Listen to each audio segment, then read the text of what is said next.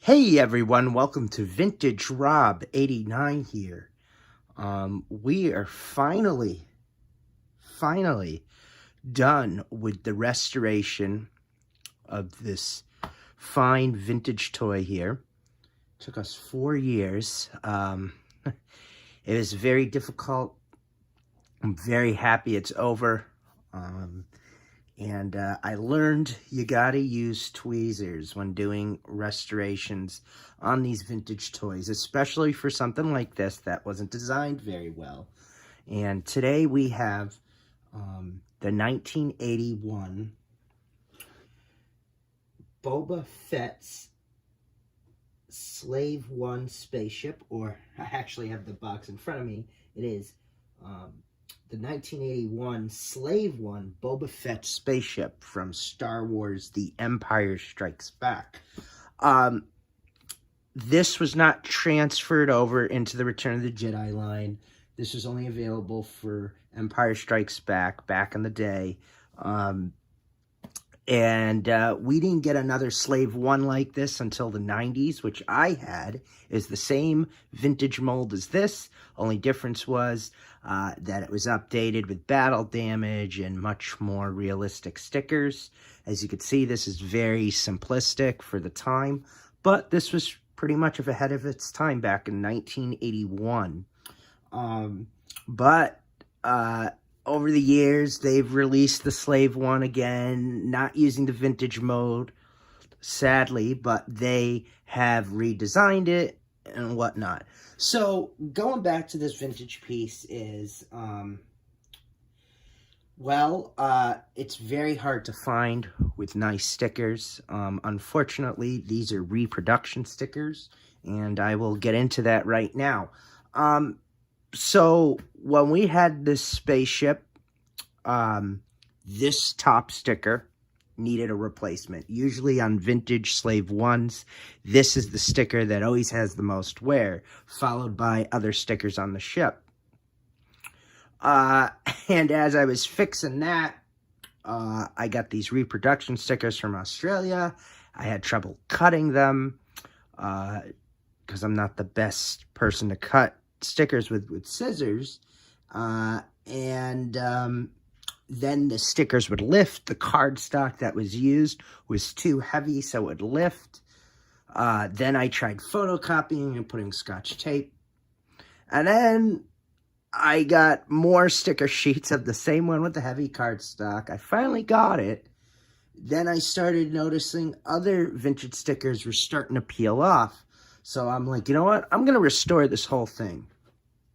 And in the process, as I was restoring it, I found out there was issues with the plastic. It was starting to pretty much crack in certain places. Not from the restoration, but from the age and the original owner. So this is a whole new spaceship. The only thing that is different is that we kept were these from the original one, and these two wings, and then the door, and then this door. And this is the only two stickers that are original, believe it or not, out of everything else here.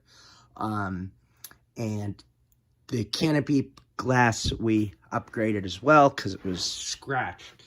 So, and the funny thing about this whole thing was that this was a beater ship that I got off eBay for $29.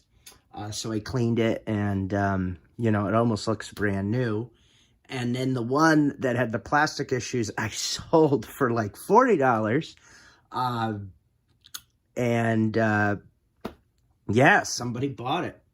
And there's that story. So, with the new stickers on the ship, with the heavy cardstock, going back to it, it kept lifting up. And then I finally was like, you know what? I'm going to give this one more try. Put more of the same heavy cardstock stickers on. And then there's a sunlight issue. The sunlight would fade the stickers. And then I was finding this all from a bunch of other people who have put these reproduction stickers on. And at this point, the eBay seller, who I'll post a link to stickers now because they're long gone. The ones that I'm talking about, the heavy cardstock, he actually got the best stickers that are out there right now. It's just he didn't have the technology at the time. So with the heavy cardstock, it was die cut.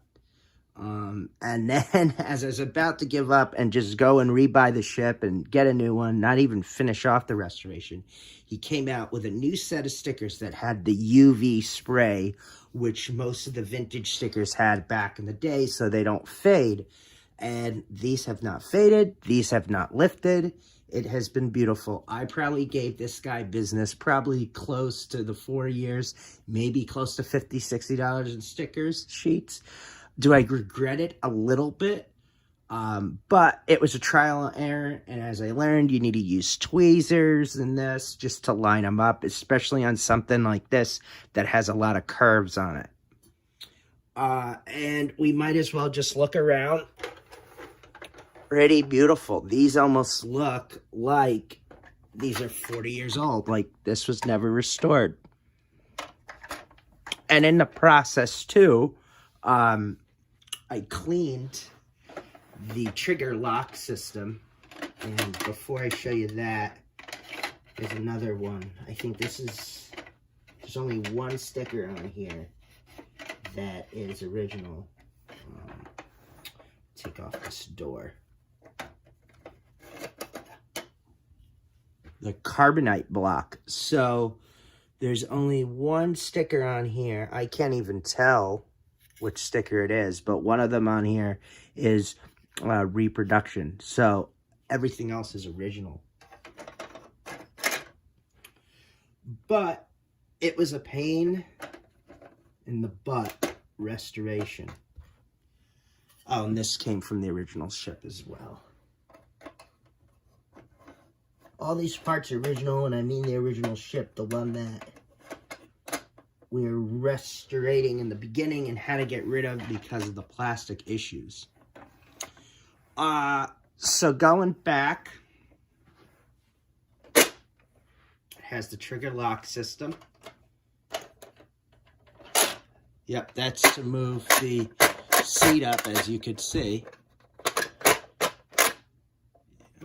And this is the trigger lock system.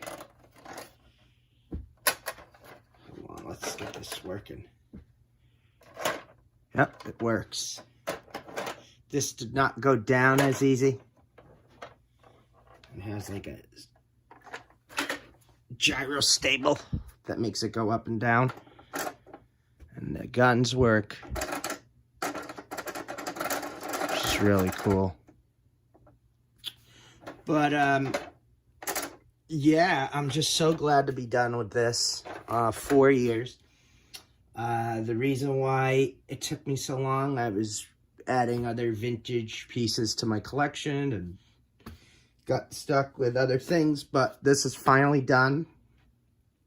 My words of advice, if you are going to restore this, use tweezers, please. That's what I learned. You could get a set of tweezers, I think, for like $5 on eBay. I have a whole set of different types of tweezers. And then as in the process,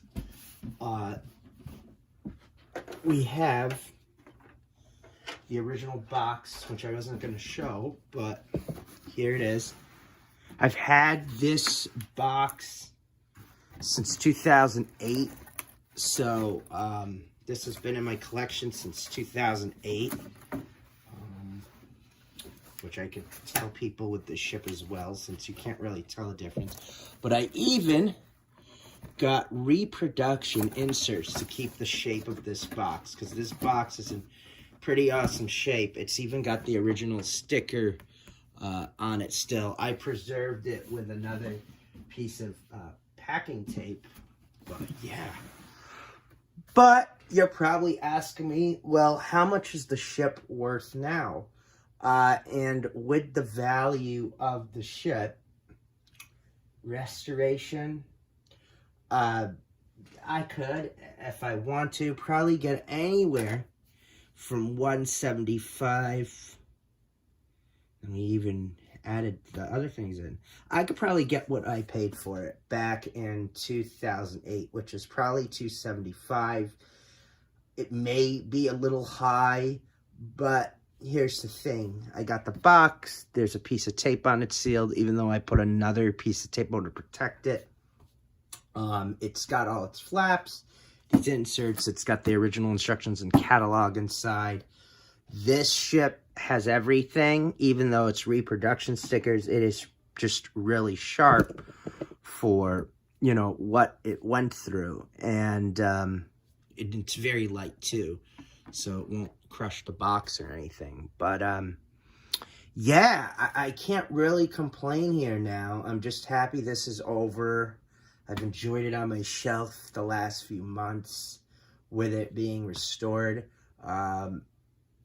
Yeah, this is beautiful for a 40-year-old item, right around the corner. Yeah, happy to finally finish this. And I'll post links where I got the inserts for this and then the sticker sheets. The guy who does make the sticker sheets, he is a great eBay seller. He does top-notch reproduction sticker work, but you have to remember at the time, this wasn't his fault. It was just pretty much trial and error. And just sometimes you have these things, especially with these vintage toys, and, you know, sometimes it's technology as well. But anyways, stay tuned and I'll see you in the next video.